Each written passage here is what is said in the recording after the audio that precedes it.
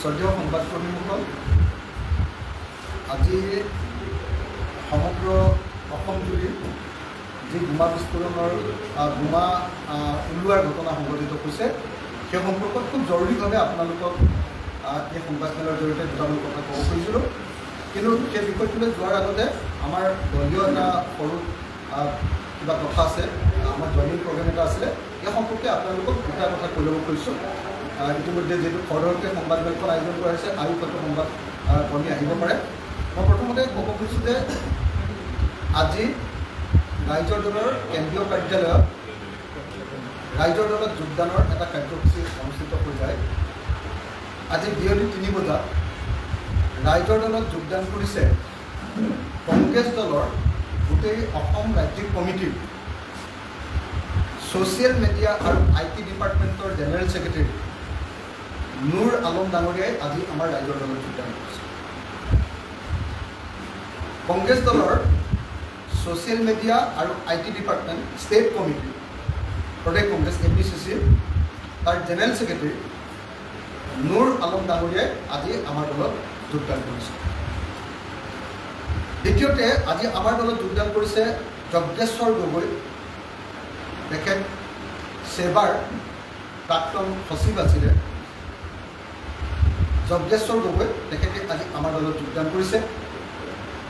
তৃতীয়তে আমাৰ দলত আজি যোগদান কৰিছে প্ৰীতম পাৰ্ভেজ, তেখেত হ'ল কৰুণাবাৰী ব্লক কংগ্ৰেছ কমিটি লখিমপুৰৰ প্ৰাক্তন সাধাৰণ সম্পাদক GS জেনেৰেল ছেক্ৰেটাৰী। লখিমপুৰৰ কৰুণাবাৰী ব্লক কংগ্ৰেছ কমিটিৰ সাধাৰণ সম্পাদক প্ৰীতম পাৰ্ভেজ তেখেতে আমাৰ দলত আজি যোগদান কৰিছে। প্ৰাক্তন পুলিচ ইন্সপেক্টৰ মুস্তাকুল হুছেইন, তেখেত লখিমপুৰৰ, তেখেতেও আমাৰ দলত আজি যোগদান কৰিছে। দিলীপ চন্দ্ৰ গগৈ, তেখেত এজন ছ'চিয়েল ৱৰ্কাৰ গুৱাহাটীৰ, তেখেতে আমাৰ দলত যোগদান কৰিছে। অসম জাতীয় পৰিষদৰ সদস্য অজন্তা শইকীয়া, তেখেতে আমাৰ দলত যোগদান কৰিছে। আৰু গুৱাহাটীৰ কেইজনমান স্থানীয় ছ'চিয়েল ৱৰ্কাৰ চন্দ্ৰকান্ত কলিতা, প্ৰণীতা বৈশ্য, জীৱাজ নায়ক আৰু ৰিপম বৰ্মা, তেখেতসকলে সৰ্বমুঠ 10জন ব্যক্তিয়ে খন্তেক সময়ৰ আগতে আমাৰ ৰাইজৰ দলত যোগদান কৰিছে। মই আকৌ এবাৰ কৈছোঁ, প্ৰদেশ কংগ্ৰেছৰ ছ'চিয়েল মিডিয়া যিটো টীম আছে আৰু IT যিটো টীম আছে তাৰ জেনেৰেল ছেক্ৰেটেৰীজনেও নুৰ আলম ডাঙৰীয়াও আজি আমাৰ দলত যোগদান কৰিছে। আৰু একেটা সময়তে যজ্ঞেশ্বৰ গগৈ, আমাৰ সেবাৰ প্ৰাক্তন সচিব যজ্ঞেশ্বৰ গগৈ ডাঙৰীয়াও আজি আমাৰ দলত যোগদান কৰিছে। আমি তেখেতসকলক আমাৰ দললৈ স্বাগতম জনাইছোঁ। আৰু এতিয়া আমি আজিৰ সংবাদমেলৰ মূল বিষয়টো আহিম। স্বাভাৱিকতে আজিৰ সংবাদমেলৰ মূল বিষয়টো আপোনালোকে সকলোৱে জানে, সেইটো হ'ল যে অসমৰ আজি 25টা ঠাইত 25টা বোমা উদ্ধাৰ হৈছে। 25টা ঠাইত 25টা বোমা উদ্ধাৰ হৈছে বা তাত আছে বুলি, কিছু উদ্ধাৰ হৈছে আৰু কিছু আছে বুলি এতিয়া চৰ্চা চলে, সেইটোক লৈ বিচাৰ খোচাৰ চলি আছে। প্ৰথম কথা যে আলফাই ইতিমধ্যে ঘোষণা কৰিছে যে সেইটো তেওঁলোকে সংস্থাপন কৰিছে। গতিকে প্ৰথম কথা, আমি আলফাৰ এই কাৰ্যক নিন্দা কৰিছোঁ, গৰিহণা দিছোঁ আৰু কোনোপধ্যে যাতে আলফাই এনেকুৱা ধৰণৰ বোমা বিস্ফোৰণৰ ঘটনা অসমত সংঘটিত নকৰে তাৰ কাৰণে আলফাক আমি আহ্বান কৰিছোঁ। এইটো দুৰ্ভাগ্যজনক ঘটনা যে অসমত আকৌ ডাঙৰ এটা সন্ত্ৰাসবাদী বাতাবৰণ, আকৌ এটা উগ্ৰপন্থীৰ বাতাবৰণ ক্ৰমাগতভাৱে আগুৱাই আহি গৈছে।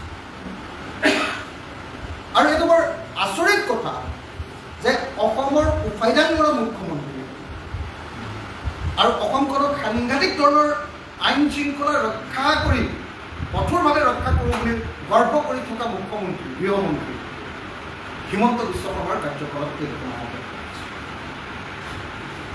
গতিকে আমাৰ একমাত্ৰ দাবীটো হ'ল যে গৃহমন্ত্ৰী তথা অসমৰ মুখ্যমন্ত্ৰী হিমন্ত বিশ্ব শৰ্মাই আজিৰ দিনটোতে পদত্যাগ কৰিব লাগে আৰু অচিৰে তেওঁ অকণো কথা নোকোৱাকৈ অনতিবিলম্বে তেওঁ পদত্যাগ কৰা উচিত। আজিতো আলফাৰ দয়াতহে কেৱল এই বোমাবিলাক বিস্ফোৰিত নহয়। কিন্তু এটা প্ৰমাণিত হৈ গ'ল যে অসমৰ যিকোনো ঠাইতে যিকোনো সন্ত্ৰাসবাদী সংগঠনে এনেকৈ বোমা দি মানুহৰ জীৱন কাঢ়ি লৈ যাব পাৰে। ইয়াত আইন শৃংখলা বুলি কোনো কাম নাই। ইয়াত গৃহ বিভাগ ব্যৰ্থ হৈছে, অসম চৰকাৰ বিজেপি চৰকাৰ সম্পূৰ্ণৰূপে ব্যৰ্থ হৈছে, অসম পুলিচ ব্যৰ্থ হৈছে, আৰু এই ব্যৰ্থতাৰ একমাত্ৰ প্ৰায়শ্চিত্তটো হ'ল যে অসমৰ গৃহমন্ত্ৰী তথা অসমৰ মুখ্যমন্ত্ৰীয়ে পদত্যাগ কৰিব। আমি ৰাইজৰ দলে আজি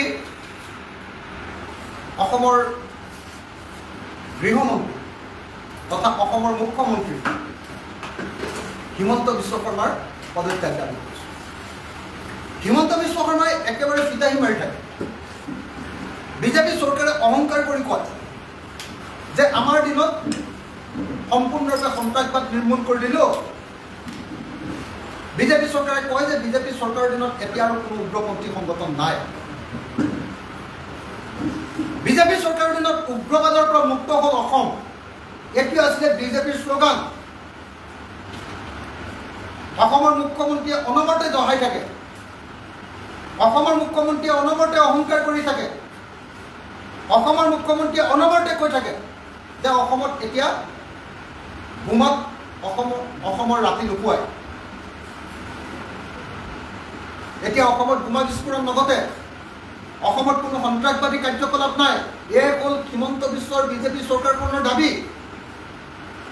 কিন্তু আজিৰ দিনটোৰ এই ঘটনাই স্বাধীনতা দিৱসৰ 15 আগষ্টত সকলোৱে জানে যে ভাৰতবৰ্ষত আটাইতকৈ বেছি সতৰ্কতা যদি অৱলম্বন কৰা দিন আছে সেইটো হ'ল 15 আগষ্ট দিন।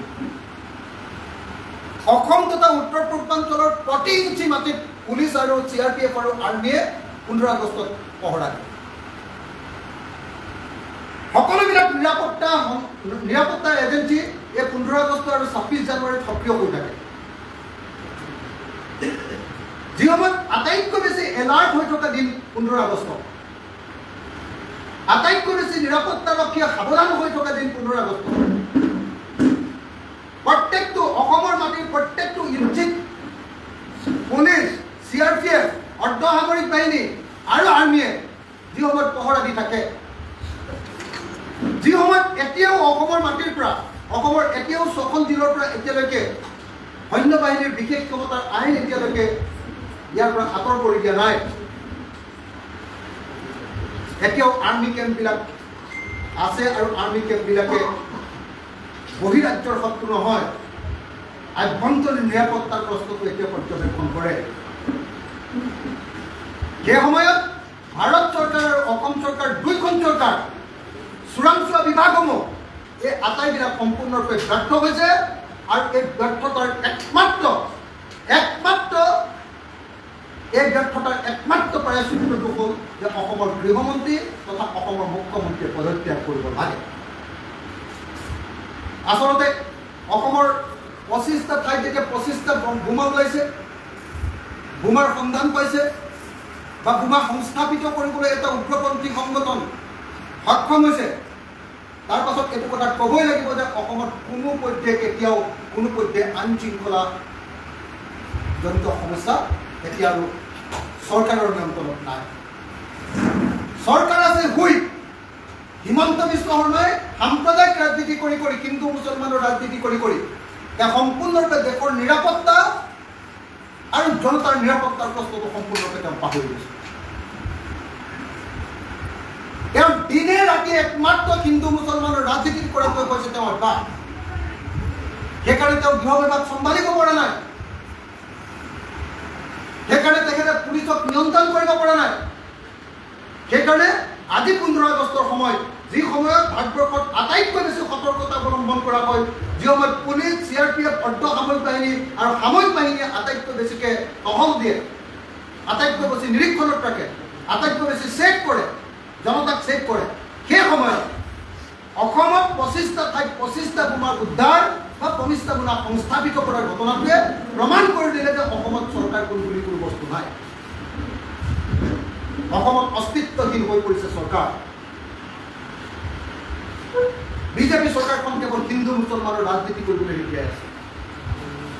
হিমন্ত বিশ্ব শৰ্মাই কেৱল হিন্দু মুছলমানৰ ৰাজনীতি কৰিবলৈ শিকাই আছে। হিমন্ত বিশ্ব শৰ্মাই দেশৰ আইন শৃংখলা ৰক্ষা কৰাৰ ক্ষেত্ৰত যি সংবিধান লৈ তেওঁ জীৱন আৰু সম্পত্তি ৰক্ষা কৰিম বুলি শপত খাইছিলে সেই শপত ৰক্ষা কৰাৰ ক্ষেত্ৰত তেওঁ ব্যৰ্থ হৈছে আৰু সেই ব্যৰ্থতাৰ একমাত্ৰ প্ৰায়শ্চিত্তটো হ'ল যে হিমন্ত বিশ্ব শৰ্মাই গৃহমন্ত্ৰী আৰু মুখ্যমন্ত্ৰী হিচাপে পদত্যাগ কৰিছে। আমি ৰাইজৰ দলে গৃহমন্ত্ৰী তথা অসমৰ মুখ্যমন্ত্ৰী হিমন্ত বিশ্ব শৰ্মাৰ পদত্যাগ দাবী কৰিছোঁ। তেওঁ অচিৰে আজিৰ দিনটোৰ ভিতৰতে পদত্যাগ কৰা উচিত। আমাৰ বেলেগ কোনো দাবীয়ে নাই, একমাত্ৰ দাবীটো হ'ল যে অসমৰ মুখ্যমন্ত্ৰী তথা গৃহমন্ত্ৰীয়ে পদত্যাগ কৰিব লাগে। তেখেতে আইন শৃংখলা ৰক্ষা কৰাৰ ক্ষেত্ৰত ব্যৰ্থ হৈছে। তেখেতে সন্ত্ৰাসবাদী সংগঠনৰ লগত মিতিৰালি কৰি অসমত বোমা সংস্থাপিত কৰিবৰ কাৰণে সুযোগ প্ৰদান কৰিছে। তেখেত ব্যৰ্থ হৈছে আৰু এই ব্যৰ্থতাৰ একমাত্ৰ প্ৰায়শ্চিত্তটো হ'ল তেখেতে পদত্যাগ কৰিব লাগে। তেখেতে জীৱন আৰু সম্পত্তি ৰক্ষা কৰাৰ ক্ষেত্ৰত আজিৰ দিনটোত আমি হিমন্ত বিশ্ব শৰ্মাক মুখ্যমন্ত্ৰী আৰু গৃহমন্ত্ৰী হিচাপে পদত্যাগ দাবী উঠাব। তেওঁৰ হাতত অসমীয়া জাতি নিৰাপদ নহয়, তেওঁৰ হাতত অসমৰ জনগণ নিৰাপদ নহয়, তেওঁ অসমৰ জনগণক বচাব নোৱাৰে। যদি চাওকচোন আপুনি 25টা ঠাইত যদি 25টা বোমা সংস্থাপিত কৰিব পাৰে কোনোবা উগ্ৰপন্থী সংগঠন, তাৰপিছত চৰকাৰখন আছে বুলি ক'ব পাৰিনে? তাৰপিছত পুলিচ জীয়াই আছেনে বুলি ক'ব পাৰিনে? তাৰপিছত CRPF জীয়াই আছে বুলি ক'ব পাৰিনে? পুলিচে অকল আমাৰ সাধাৰণ মানুহৰ ওপৰত দাদাগিৰি কৰিব। তেওঁলোক আমাৰ ওপৰত কেৱল বৰ্মতা। হিমন্ত বিশ্ব শৰ্মাই অকল দুখীয়া মানুহৰ ওপৰত বৰ্মতা, অকল সাধাৰণ কাম কৰি খোৱা মানুহবিলাকৰ ওপৰত তেওঁ বৰ্মতা। আমুকত গাড়ী ধৰিব, আমুকত মটৰচাইকেল ধৰিব, আমুকত বেটেৰী ৰিক্সা ধৰিব, আমুকত ট্ৰেক্টৰ ধৰিব, আমুকত আমুক কৰিব, এইটোতে তেওঁ বৰ্মতা। কিন্তু তেওঁ অসমৰ মানুহৰ জীৱন আৰু সম্পত্তি ৰক্ষা কৰাৰ ক্ষেত্ৰত বৰ্মতা নহয়। তেওঁ মুখ্যমন্ত্ৰী হিচাপে ব্যৰ্থ, তেওঁ গৃহমন্ত্ৰী হিচাপে ব্যৰ্থ, আৰু সেইকাৰণে অসমৰ মুখ্যমন্ত্ৰী আৰু গৃহমন্ত্ৰীক আকৌ এবাৰ পদত্যাগ কৰিবৰ কাৰণে দাবী উত্থাপন কৰিছোঁ। ধন্যবাদ।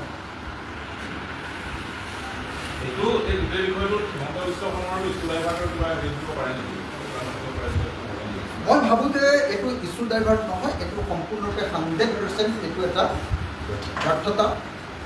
100% তেওঁলোকে আইন শৃংখলা ৰক্ষা কৰাৰ ক্ষেত্ৰত ব্যৰ্থ হৈছে, মানুহৰ সম্পত্তি, জীৱন আৰু সম্পত্তি ৰক্ষা কৰাৰ ক্ষেত্ৰত ব্যৰ্থ হৈছে। পুলিচ তেওঁ চলাব পৰা নাই, গৃহ বিভাগ তেওঁ চলাব পৰা নাই। এজন অকমান্য মুখ্যমন্ত্ৰী আৰু অকমান্য গৃহমন্ত্ৰী, অকল চেলেবু মুখ্যমন্ত্ৰী, অকল কথা কৈ হিন্দু মুছলমানৰ ৰাজনীতি কৰে আৰু হিন্দু মুছলমানৰ সাম্প্ৰদায়িক ৰাজনীতি কৰি ইটোৰ লগত সিটো লগাব খোজে, তাৰ বাহিৰে একো কাম কৰিবৰ কাৰণে সক্ষম নহয়। এই ব্যৰ্থ গৃহমন্ত্ৰী আৰু ব্যৰ্থ মুখ্যমন্ত্ৰীয়ে অচিৰে পদত্যাগ কৰা হৈছে। আমাৰ যদি প্ৰগ্ৰেমটো অকণমান